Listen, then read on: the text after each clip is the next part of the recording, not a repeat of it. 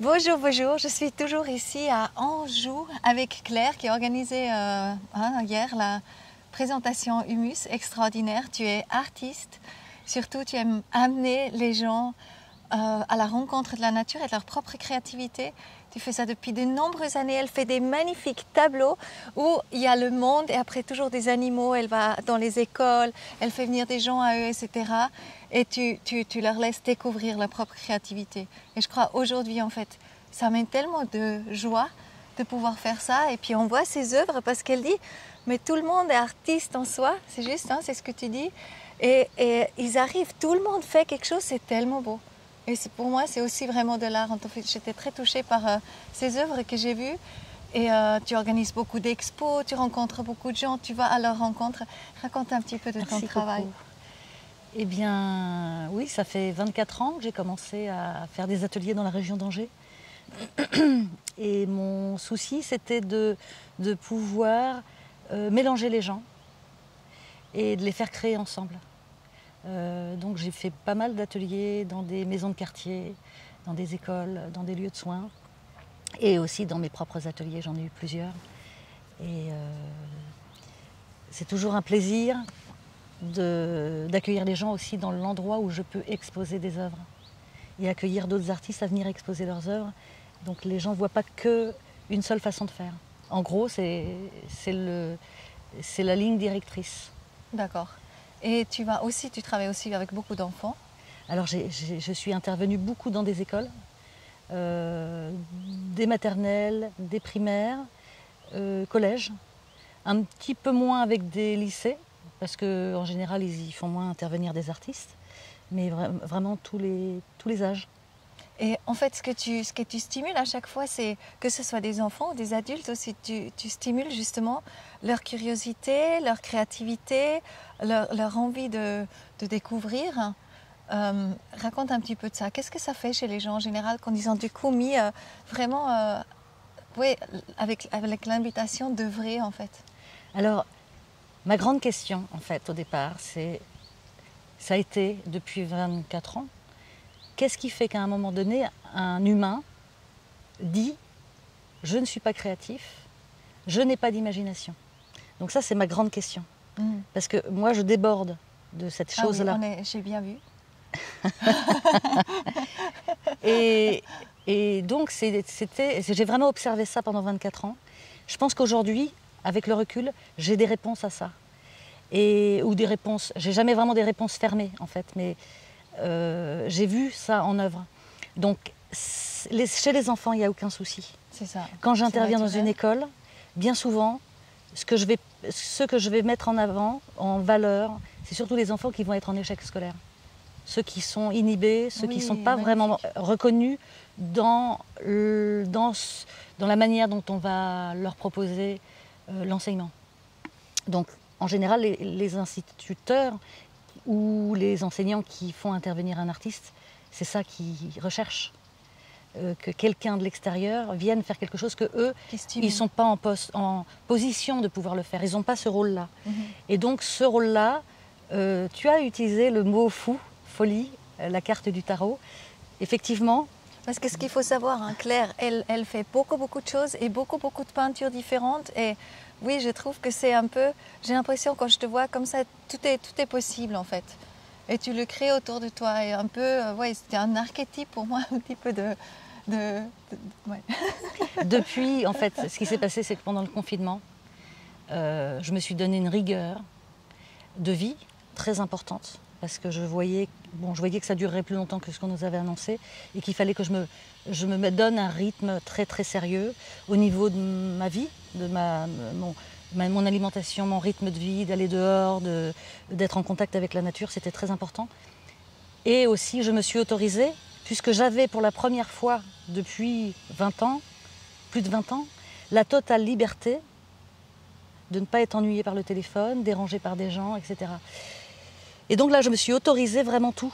Donc ce que tu as vu, c'est des facettes de choses que je n'ai pas exploitées parce que j'ai eu plusieurs étapes avant de venir à Angers avec des techniques différentes.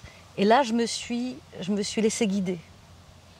Je me suis laissée guider par la petite voix, celle qui nous amène tous celle qui est là en chacun. Et c'est en fait cette petite voix que je propose aux gens de redécouvrir grâce à l'acte de création. Alors, tout le monde n'est pas un artiste parce que ça, c'est un statut. Mais on peut dire artiste aussi, tout le monde a une âme d'artiste. Tout le monde a une âme d'artiste. Tout le monde est un créateur. Oui, c'est ça. Tout le monde, et par extension, si tu es un créateur d'images, de formes, de couleurs, d'associations de couleurs, eh ben, tu vas être un créateur pour ta vie.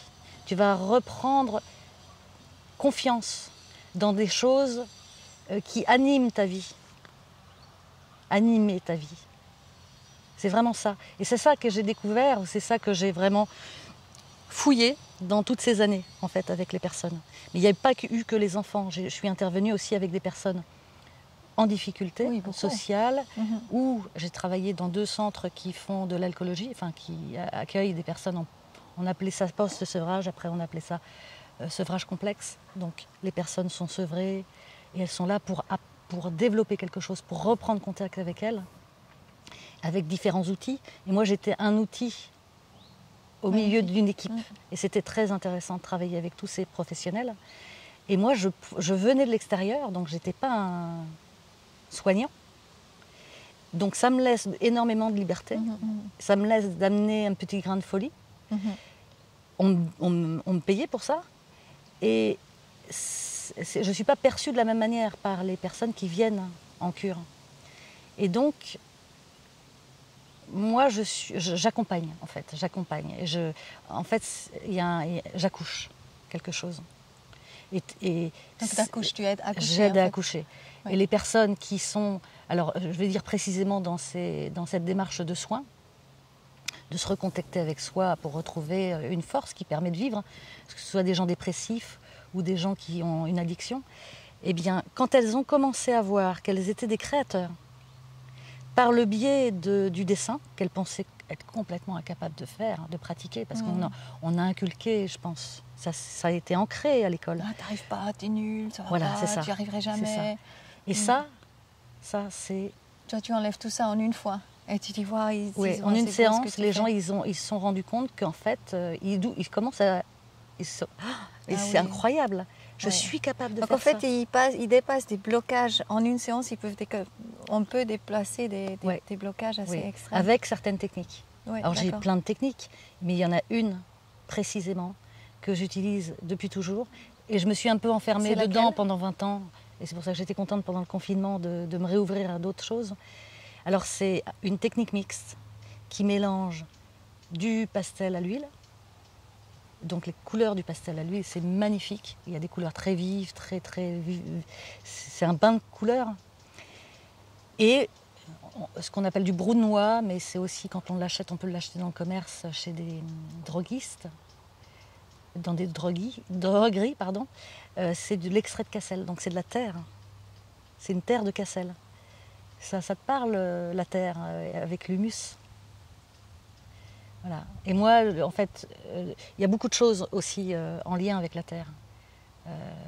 J'ai fait travailler les gens autour. Donc tu as ton site, de toute façon, on peut découvrir un petit peu plus ce que tu fais.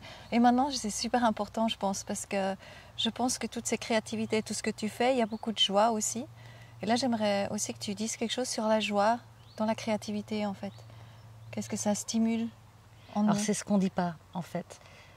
Souvent, l'apprentissage. Moi, j'ai fait un apprentissage parce que j'aimais ça. Donc, avant mes études aux Beaux-Arts, j'avais déjà appris beaucoup de choses très académiques, très emmerdantes, en fait. Tu t'entraînes. Mais pour moi, c'était du plaisir. J'ai beaucoup aimé ça. La peinture, c'était moins un plaisir. C'est devenu un plaisir personnel, mais après, on ne me l'a pas enseigné. On ne me l'a pas enseigné dans l'école d'art. J'ai trouvé mes propres outils. Oui, c'est ça. Mais on doit se défaire souvent de l'école d'art après pour faire ses propres outils et être authentique. C'est même pas par rapport aux outils, c'est aussi dans les écoles d'art, c'est un carcan intellectuel. Oui, c'est ça. Un conditionnement. Comme tout le système aujourd'hui, hein, on peut dire. Ouais. C'est-à-dire que aussi dans les écoles d'art, on te prépare à devenir un gagnant, quelqu'un qui est dans une certaine catégorie. Et il y a presque, je dirais pas du mépris, mais il y a presque un dédain pour ce qui n'est pas la chose académique et c'est plus l'académisme du 19e siècle, il y a un nouvel académisme avec l'art conceptuel. Enfin bref, je ne vais pas rentrer dans ça. Et quand tu parles de joie, moi je suis allée vers ce qui me donnait de la joie et ce qui me donnait du plaisir. Et en fait, c'est ma ligne directrice et c'est ce que je dis aux gens. C'est quand il y a du plaisir à faire et on est dans la bonne direction. Et les choses, elles viennent. Et ça, par extrapolation... Donc on monte la vibration et on attire à soi. C'est la même chose, voilà. Et quand, en fait, ce qui est énorme, c'est qu'on n'a même pas besoin d'utiliser des théories. C'est que la personne qui vient en atelier, elle fait l'expérimentation. Moi, je suis garante d'un cadre.